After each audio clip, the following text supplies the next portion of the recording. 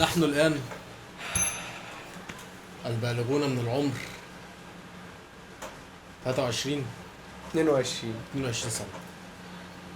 ماذا فعلنا؟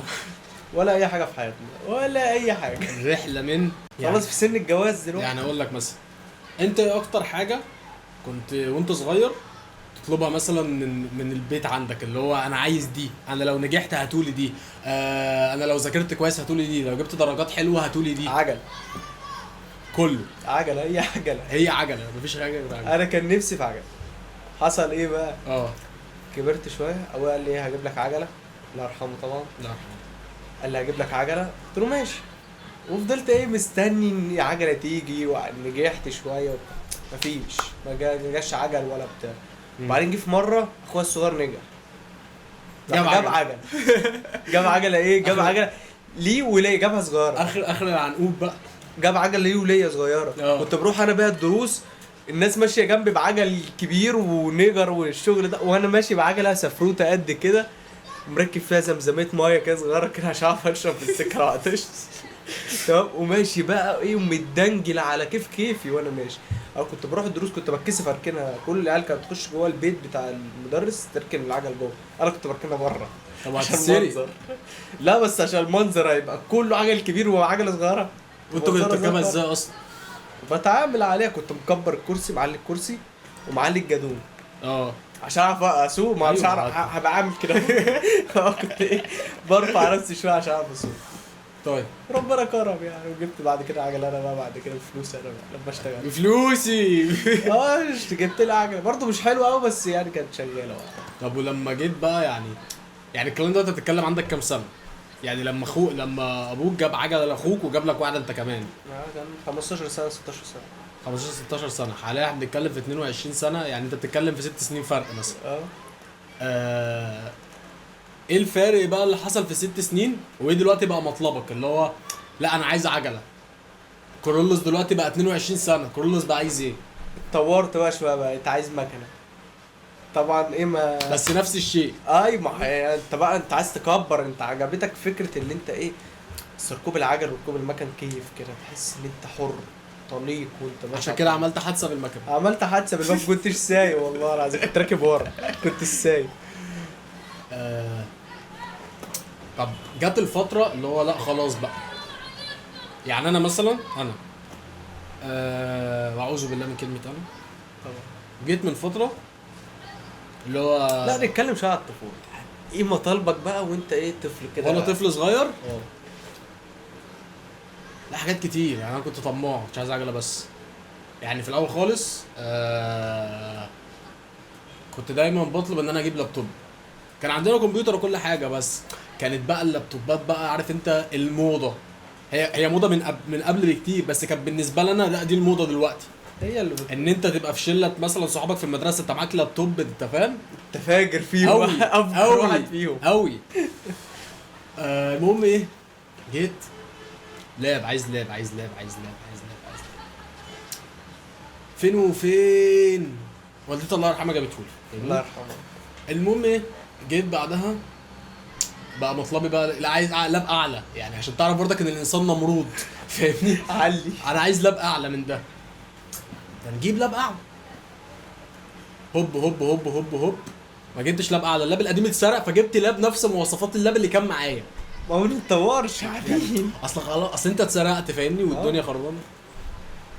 فهوب واحده لما كنت شغال في المزيكا الفلوس بقى وكده، وجبت لاب ايه اعلى شويه، كان لاب اتش بي. المهم ايه، ده بكلمك عن حاجه معينه كان ليها مطالب فيها، كان في مطالب في حاجات تانية كتير. يعني مثلا حته العجله، كان تقريبا اي ولد صغير في سننا، او ممكن كمان الاجيال اللي قبلينا والاجيال اللي ممكن الاجيال اللي بعدين لا، يعني الجيل اللي بعدنا اللي هو ماما انا عايز تليفون. هو بدايه ده، انا شفت بنت على السوشيال ميديا من فتره، بنت صغيره ماسكه 13 برو. ايوه ما هي الفكره في ايه، ماما انا عايز ايفون. احنا كنا بنمسك تليفون. شفت انت الميم اللي بيخش عليك واحد معضل كده يقول ماما ممكن تفصصي لي السمك؟ ايوه فاهم يعني انت اللقطات دي. شوف فايه، فكانت المطالب كده، وانا كنت من النوع ايه اللي انا بحب الاكل جدا. لو من ناحيه ايه بقى، جايب فلوس انا ممكن اجيب بيها حاجه، في اكله انا عايز اجيبها، لا انا هروح اجيب الاكله، يعني انا هروح اكل. فاهمني؟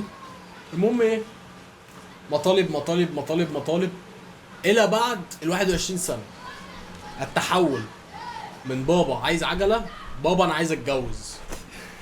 خلاص بقى رسمي بقى خلاص، انا عايز حاجه كبيره. انت فاهم، انا خلاص انا لازم اتجوز، فاهمني؟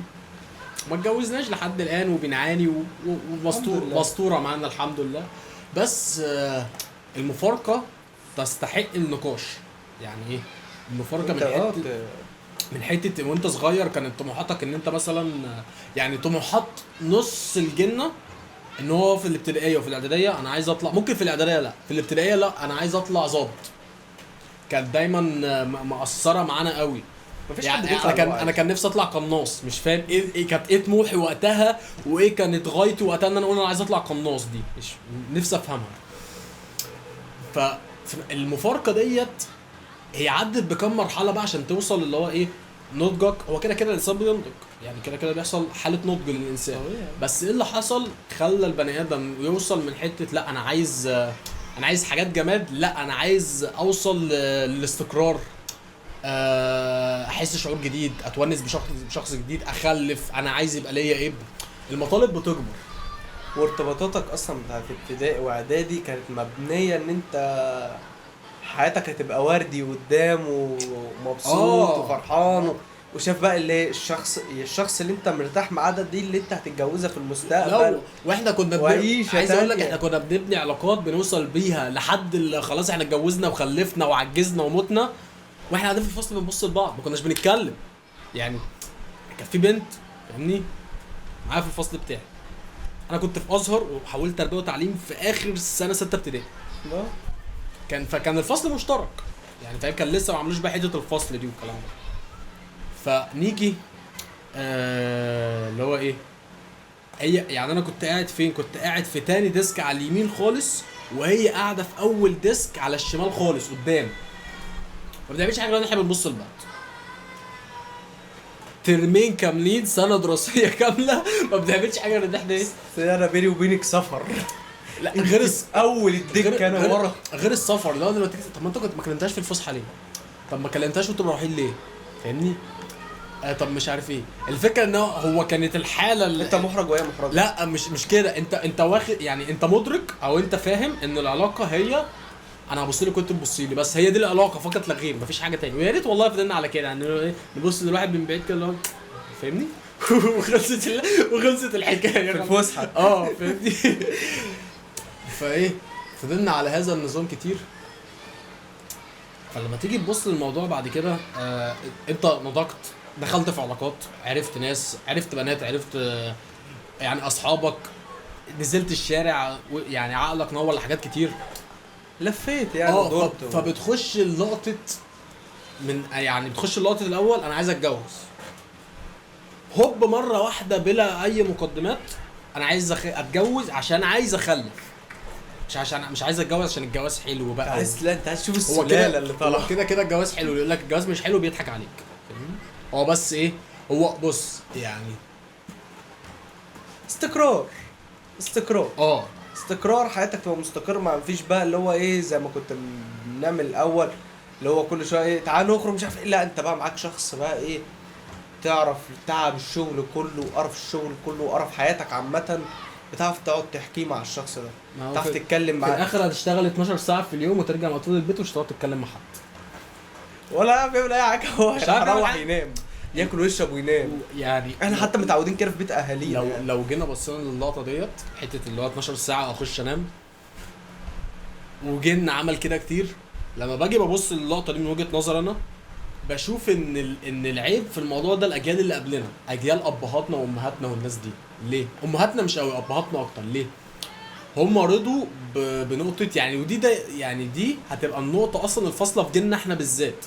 احنا مش راضيين بالعادي، مش تكبر او لا مش تكبر او ان احنا بنتبطر مثلا عن نعمه ربنا. لا 90% من جيلنا شايف ان هو مخلوق عشان يبقى عنده حاجه او بيعمل حاجه خاصه بيه، مش شغال عند حد، مش بيستنى ان هو يقبض اخر الشهر.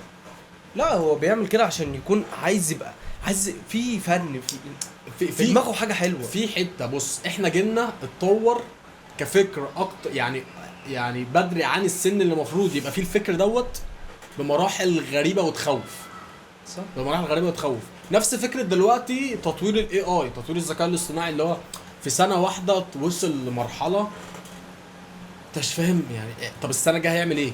هو الذكاء الاصطناعي اصلا معمول عشان مش عايزنا نفكر، مش عايزنا خالص ان احنا نحاول ان احنا نفهم حاجه. هو فاهم هو كل حاجه، وانت بترمي حملك عليه ولا فاهم اي حاجه، وهو شغال بس لا وهياخد مكانك في الاخر. بس لا تيجي لمفارقه فعلا اللي هي حته جيل ابهاتنا. يعني مثلا حته جيل ابهاتنا ان هو رضي بالعادي على اساس ايه او على ايه؟ جيل رضي بالعادي على حته اللي هو انا يعني مثلا ابهاتنا هم شافوا ابهاتهم كبروا، خلصوا دراستهم، دخلوا جيش لو عندهم جيش، خلصوا الجيش، بيشوفوا شغلانه، اشتغلوا الشغلانه، كونوا نفسهم، ممكن يثبتوا في الشغلانه ممكن لا، يتجوزوا ويخلفوا هوبا، بس هي دي الحياه. فاهمني؟ مش وحش، وده يعني ده السائد يعني ده مش سائد، ده المشهور او اللي معروف في مصر. نقطه انا ما بفهمهاش، انا ليه اعمل زيك بالظبط؟ ليه؟ يعني عارف انت زي ما تقول كده انا بختار اللي قدامي، اللي هو عارف انت في فيلم ماتريكس الحبايه الزرقاء والحبايه الحمراء اهي، الاثنين بيقضوا لها نفس الشيء، هتموت. يعني انت كده كده في الاخر هتموت. طب ما انا اتعب شويه واحس ان انا عملت حاجه وبعد كده يعني على الاقل مش هبقى مربوط. يعني مثلا مش عايز اوصل لحته ان انا لما اجي اتجوز واخلف ان انا مبقاش عارف اقعد مع عيالي، مش عارف اقعد مع مراتي، مش عارف اقعد مع اصحابي، مش عارف تعيش حياتك، مش عارف اشم نفسي. انا حاسس ان انا عايش حياه روتينيه، شغل وبيت ونوم، شغل وبيت ونوم، وغصب عنك انت مش هتعرف تقول لا. ليه؟ احنا دلوقتي ممكن ننزل الشغلانه تبقى شغلانه جامده، ممكن ناس تحسدنا عليها، لا انا مش هكمل فيها. ليه يا ابني مش هتكمل فيها؟ ليه؟ مش شايف نفسي فيها، مخنوق، مش طايقها، بس غصب عن عينينا. لو احنا متجوزين في مسؤوليه صريحه، مسؤوليه واضحه قدامنا، غير المسؤوليات الخفيه. فاهمني؟ مسؤوليه صريحه واضحه قدامنا، تيجي تقول لنفسك لا مش هينفع ان انا اقعد دلوقتي، مش هينفع ان انا اسكت دلوقتي. فاهمني؟ بس يعني الموضوع بيبقى في السياق دوت مرعب لحد ما، اللي هي حته اللي هو ايه، انت مش عايز تبقى الشخص ده. انت مش عايز تبقى الشخص اللي بيصحى الساعه 7 الصبح يفطر او ما يفطرش كمان، ينزل الساعه 8 او يمكن قبل كده كمان عشان يلحق يروح شغله، يجي من شغله الساعه 4 5، وفي ناس بتشتغل بال 12 ساعه تلاقيه جاي الساعه 8 بالليل. ما خلاص دعك مفيش يعني اللي بيشتغل 12 ساعه دلوقتي بيحسد اللي بيشتغل 8 ساعات. صح. فاهم؟ فانت ايه رايك في المواضيع دي؟ والله انا تعبت والله تعبت. كنت شغال شغلانه 12 ساعه، كنت بروح حرفيا انام، وقت كنت بشتغل 16 ساعه. كان في حاجه معينه وقتها انت لازم يعني انا كنت حاطط امل قدامي، لا يعني مش فاهمني. اللي هو انا مجبور دلوقتي ان انا اشتغل 16 ساعه. مجبور. هل كنت مجبور؟ مجبور. مجبور ان انا ورايا مسؤوليه، ورايا هنا حاجات وبعدين واحد شاب زي برضو عايز يجيب له طقم حلو، ويجيب له تليفون، ربنا يكرمه، يجيب شقه بعيد عن عايز يشيل قرش. انا ما كنتش شايل قرش، مفيش فلوس، انت مفيش فلوس اصلا بتقعد معاك. انت الحاجه بتيجي، المرتب ينزل من هنا، بتبص تلاقي الحاجات غليت، فعلى حظك الفقر حاجات غليت. بكام علبه الجبنه مثلا بتتكلم مثلا 20 25 جنيه. ايه ده؟ علبه الجبنه دلوقتي ب 20 25 جنيه؟ اكتر من كده تلاقي. لا يعني انت بتتكلم يعني علبه جبنه صغيره مثلا، يعني كان في علبه جبنه صغيره كنا بنجيبها ب 2 3 جنيه. ده زمان يا حبيبي الكلام ده، مفيش منه دلوقتي. فاهمني؟ مفيش منه دلوقتي. كنا بنجيبها ونجيب فطيره وشويه شيبسي ولانشون وكل الاكل اللي كانت تكلفنا مثلا 10 جنيه. فاهمني؟ وتبقى نزاهه. احنا دلوقتي عشان تقول يا فطار وغدا، لا فطار وغدا خفيف، اللي هو غدا اللي هو ايه، ولا لحمه ولا فراخ، مفيش الكلام ده. انت هو عيش مثلا وجبنه، فطيره مثلا وجبنه 50 جنيه. انت في اليوم لازم تصرف 50 جنيه، ده اقل واجب، اقل حاجه. ده انت كده انت بتوفر 50 جنيه في مره من اصل 120 و180. في مره يعني انا بحب عربيات الفول قوي، يعني كلنا بنحب عربيات. يعني انا من النوع اللي هو ايه، ولا او ما اخدش من عربيات الفول وامشي. اروح واقف يابا هات لي العيش وسقف على العيش وانزل الرده واقعد شغلك واظبط الكلام ده كله. المهم ايه، فانا من صغري يعني فاهم من وقت ما بدات ان انا اكل عربات فول لوحدي، طلب ب 10 جنيه 15 جنيه، وايه بقى فول وبيض وطعميه وبطاطس وعيش ولو عايز بتنجان ومش ب عارف 10 جنيه ده زمان. دلوقتي جيت لك من فتره كنت معايا صاحبي في الاردنيه، قلت له بقول لك تعالى نروح نفطر، قال لي نفطر بطاطس سوري، قلت له بطاطس سوري مش عارف ايه فاهمني، تعالى نروح. ما هو قلت بطاطس سوري لا لا ليه؟ بعيد عن حب عربيه الفول فاهمني، طبق سندوتش البطاطس ب 20 جنيه فاهمني، 25 جنيه فاهمني، ف 20 و20 ف 25 50. فانا شايف ان 50 دي تغرقنا فطار على عربيه فول يعني فاهم، ناكل لحد ما نجيب لحد ما نقول جاي ونشيل بقى وهنشيل ناخد حاجه ناخدها معانا. لما ادخل عربيه الفول بقول له عايزين طلبين مش عارف ايه، فقال لي ماشي. فالمهم ببص لقيت واحد جاي يحاسب، فبيقول له كام كده حسابنا، قال له 65 جنيه. فانا سكت كده ثانيه، ايرور كده في دماغي. لا وابص على الراجل لوحده معهوش حد، طب حد مستنيه بعيد، ابص يمين شمال مفيش حد بقى. المهم يا اسطى الراجل حاسب ومشي فبقول له هو الطلب بكام؟ قال لي الطلب ب 45 جنيه. صباح الخير يا مصر. قلت له طب هو الطلب ايه؟ قال لي فول طعميه بطاطس عيش. قلت له في بيضه ولا بتنجان؟ قال لي لا زود بقى. اطلع فوق فاهمني. انا كان في بالي سؤالين اتنين. اولا ليه افطر فول وطعميه ب 65 جنيه؟ اقول لك انا ليه، مع انهم اكله عظيمه فاهمني، وليه الراجل ده دفع 65 جنيه وطلب بيض ولا لا؟ كانوا سؤالين في دماغي. هو اكيد طلب بيض وبتنجان كمان في الاخر رحنا كده بطاطس السوري اللي انا فعلا كنت الراجل ده بقى بيعمل الفول ما بيدمسوش في الارض، ده بيدمسه في الفضاء. لا حتى تلاقي الفلوس غاليه. لا سيبك من كده، رحنا في الاخر كلنا بطاطس. ما هتعمل ايه بقى يعني رحنا في الاخر كلنا بطاطس السوري ده، وبقيت باكل كده اللي هو ايه، بكوين عصير بقى وتخلص بقى. مفيش بكوين عصير خلاص بقى فاهمني. رحنا فعلا وقتها لقينا سندوتش بطاطس ب 30 جنيه. هتيجي تحسبها ايا كان انت كنت هتدفع 90 جنيه. اصل انت مش هتجيب طلب وهنخمس فيه على الدغري فاهمني. ده ايه ده؟ عندك في رمضان برضو كده. طب في رمضان انت عشان تقعد على عربيه فول، انا بقى لحد ما سمعت كده كان فيه ب 500. الناس بتتكلم في 500. ايوه بس دي في اكتر من كده. عارف دي الحاجات اللي بيقولوا عليها انت من مصر، لا انا من ايجيبت. ايوه الشغل ده. هي الحته دي الخام الرمضانيه ايوه احنا في اكتر وقت في الزمن اللي ملفش في الشوارع وقعد في قهوه بلدي وقعد على الرصيف ولف على رجليه لحد ما رجله شققت ورمت فاهم، وشربه عرق والقرف ده كله فاهمني. مش هيفهم معنى كلمه اللي هو انتوا بيضحك عليكم. بيضحك عليا في ايه؟ عشان الفكره ان الحاجات يعني الناس دي يعني مثلا في مره كنت في التجمع فاهمني، فهم دخلت مكان بيعمل بطاطس فاهم، بطاطس بس ايه ما بيعملش غير بطاطس بس يعني بيعمل بطاطس وكام حاجه تانية. المهم ايه، فدخلت فطلبت، فانا من الاول كنت فاكرها سندوتشات وكان معايا واحده يعني قلت بقى ايه لا الفلوس اللي في المحفظه. لا مش كده، معايا 200 جنيه يكفيني انا مش كده خالص. انا اول حاجه دخلت على اسمه ده، على المنيو. في المنيو كله انجليزي. انا لو حتى جوجل فين؟ لا مش كده، انا لو فاهم الكلام، فانا مره واحده جالي ايرور. الارقام اللي جنب الكلام الانجليزي لا مش بالارقام، اللي هو طب هل ده ايه عشان يبقى بكذا فاهمني. انا مش فاهم لدرجه انها فهمت وقتها اصلا ان انا ما معيش فلوس او فاهمني، فاكر الموضوع يبقى اغلى والكلام ده. موضوع محرج فاهمني. المهم ايه، طلبنا لك فاكر كل ده انا سندوتشات. المهم دخلت طلبت الحاجه وجت، فانا لقيت عارف انت لما بتطلب من ماكدونالدز الحاجات دي فاهم، مقاطعه كده مالناش دعوه بيهم يعني فاهم، ربنا يكحمهم مطرح ما راحوا او مطرح ما هيروحوا. مش لما بينزل لك كده معاه بتاع كده فاهم، قرطاس يا عم فيه شويه بطاطس. قرطاس ايه ده؟ حته علبه سجاير معفنه. فانا حاجه زي علبه السجاير كده نازله لي بس مربعه شويه فيها بطاطس ومتسيح عليها جبنه رومي وجبنه شيدر مش عارف ايه موزاريلا. فمش عارف البتاع انا مش فاكر كان بكام، بس هو كان يعني 50 جنيه ل 40 جنيه. ايوه فالمهم وشوكه فاهمني. هو انا هو انا اكلت عشان لا خلبزات ليه، هو انا اكلت عشان كنت جعان وكنت عايز افطر. بس انا والبتاع كانت مملحه قوي الصراحه، يعني مملحه قوي بجد.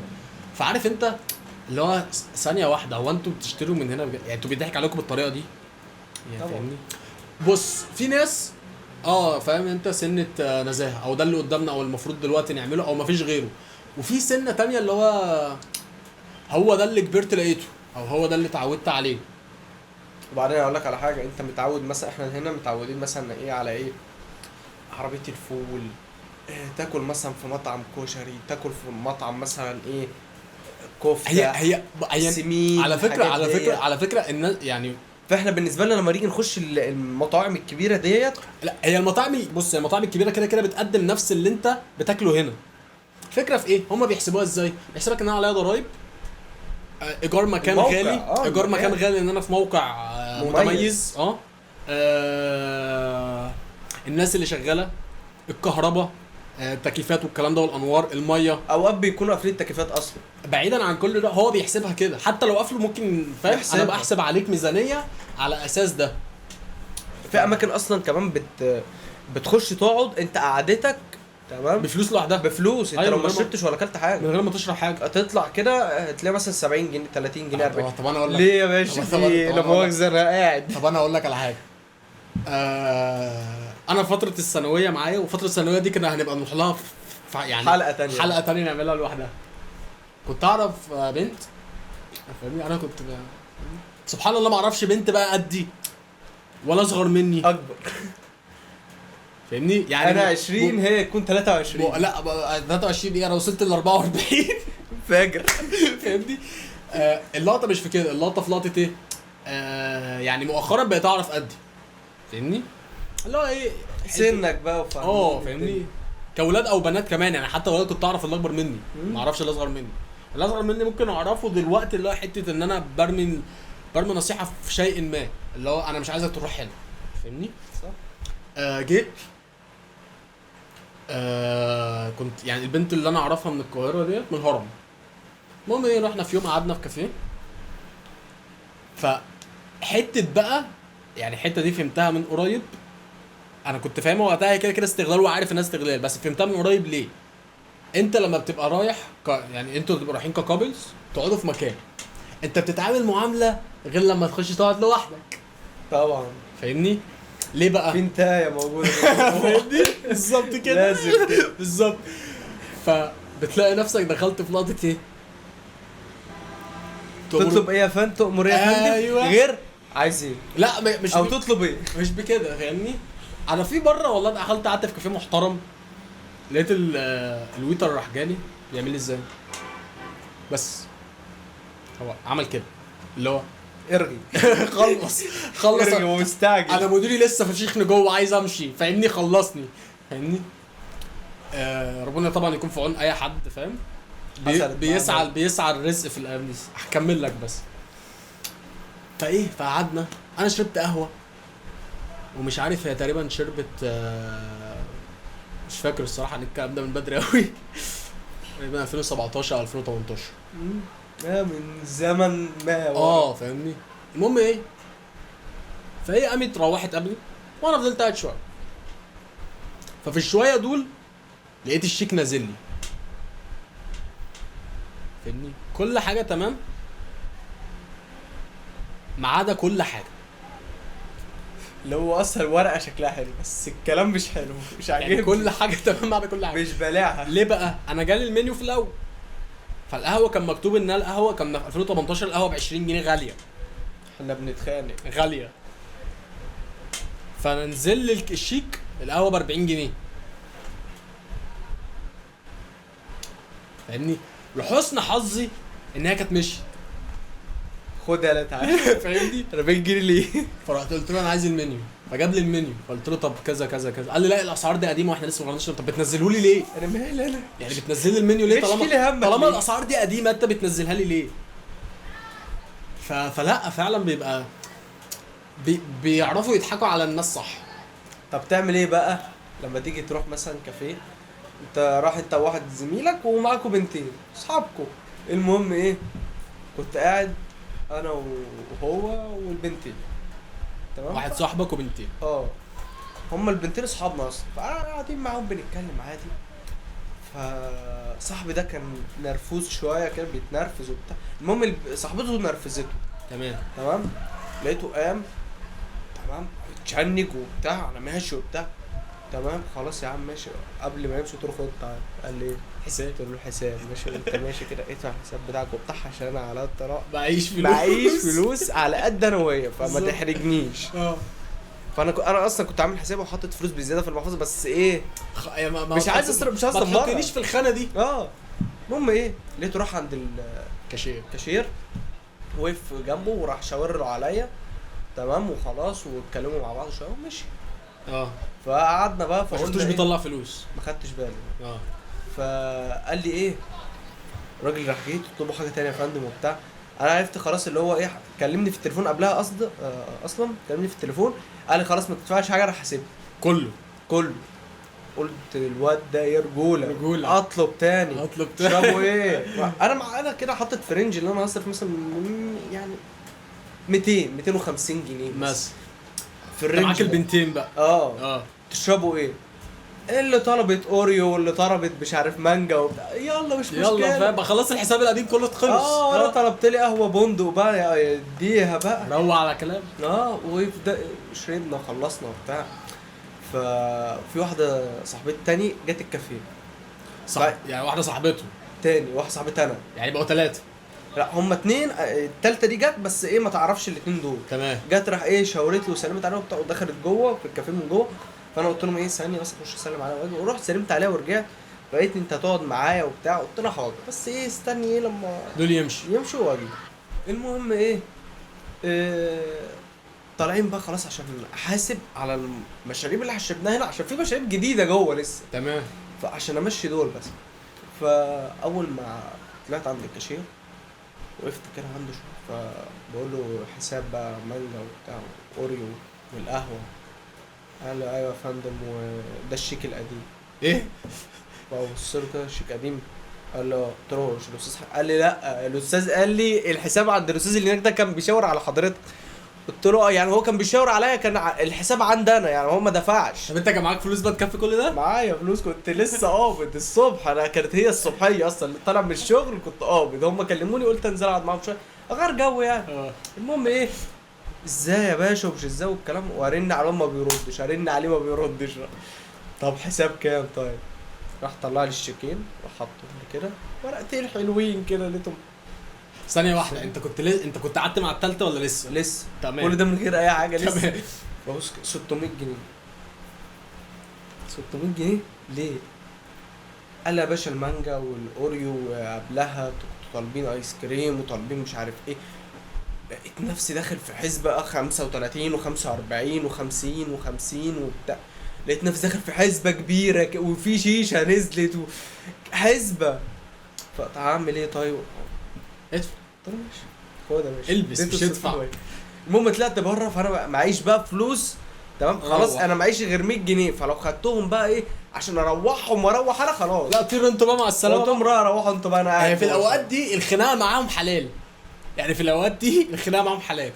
خناقه ايه؟ انا دخلت جوه برضه فضلت قاعد شويه وبتاع. نرجو برضك ان احنا ما شربتش حاجه ودفعت فلوس. نرجو برضك ان احنا ننوه على شيء في الحته دي، ان احنا كولاد عامه كرجاله وكل حاجه بنتعب قوي. لا غير ان احنا بنتعب قوي، احنا مش بنتمزج والله العظيم لما بنتخانق معاكم. اكيد يعني احنا مش بنتمزج لما بنتخانق مع البنات. احنا يعني فاهم هم اللي عندهم مشكله على فكره مش احنا ساعات بيبقى عندنا مشكله. يعني ساعات احنا بنخش في فتره كده اللي هو ايه، هي فتره بتيجي كل سنه مره.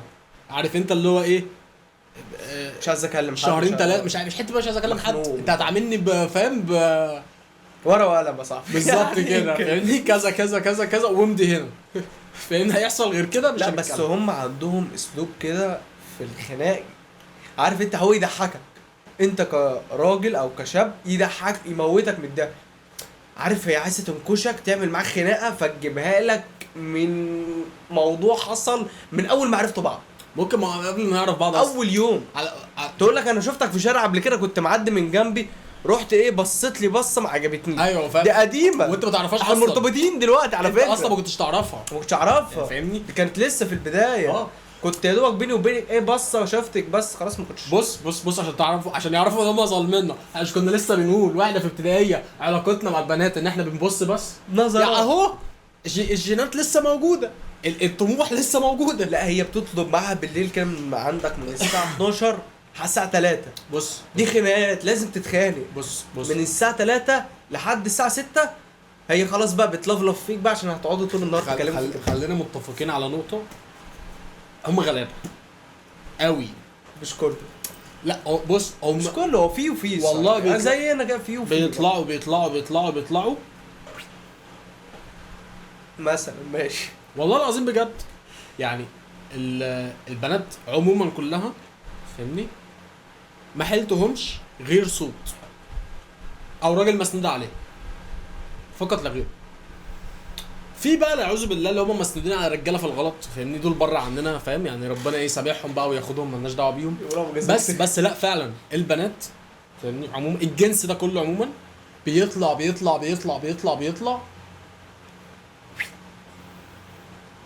وينزل على الفاضي. طب ليه ساعات انت الواحد مش بتتملك نفسك لان شوشو شاطر. شوشو اللي هو بين قوسين الشيطان يا جماعه فاهمني، لان شوشو شاطر فانت ساعات مش بتتملك نفسك.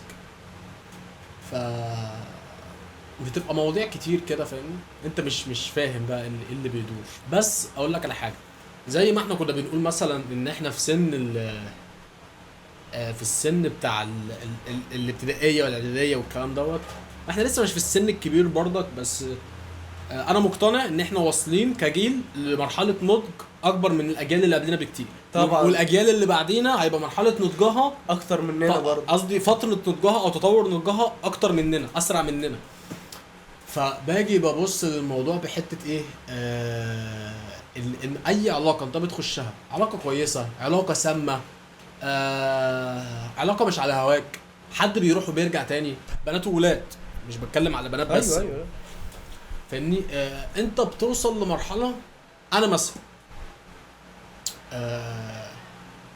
انت لو عامل معايا الويل وجيت قلت لي مثلا انا محتاجك في شيء، في مشكله معايا، عايزين نرجع صحاب مش عارف ايه، الا حدود معينه خطوط معينه دي لو اتعدت خلاص يعني فاهمني، هتلاقيني انا اللي باجي عليك قبل انت ما تفكر تيجي تكلمني تاني. انا ما بقفلش بابي في الحته دي.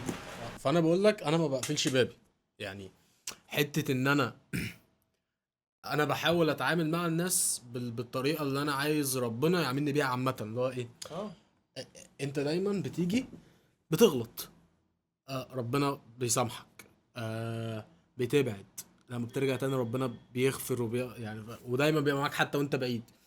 ف اللقطه كلها انت بتحاول تتعامل بالطريقه اللي انت عايز ربنا ذات نفسه يعاملك بيها بس. ماشي، ونبقى نكمل بقى الكلام او نتكلم في حاجه تانية الحلقه الجايه. انت عايز تقفل يعني خلاص؟